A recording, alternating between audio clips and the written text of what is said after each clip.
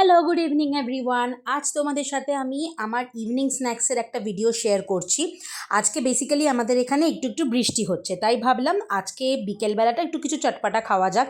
আর তাই কারণে বিকেলবেলার স্ন্যাক্স আর সেখানে মোমো থাকবে না, সেটা কী করে হয় বলো।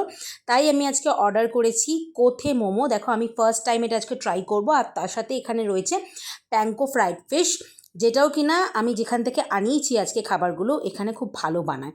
তো তোমরা যারা যারা বেহালা বা বনশ্রী এলাকায় থাকো, তারা কিন্তু এই দোকানের যে কোনো ফিশ আইটেম বা চাইনিজ তোমরা ট্রাই করতে পারো, খুব ভালো বানায়। এই দোকানটার নাম জানতে গেলে কিন্তু অবভিয়াসলি আমাকে কমেন্ট করে নেম বলে জিজ্ঞেস করো, আমি তোমাদেরকে নিশ্চয়ই জানিয়ে দেবো।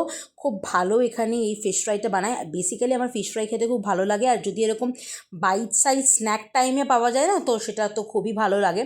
আর এত ভালো এদের quality of fish and everything. তো আমি এটা আবার সেকেন্ড টাইম এটা এই জন্য অর্ডার করেছি আজকে খাবো বলে।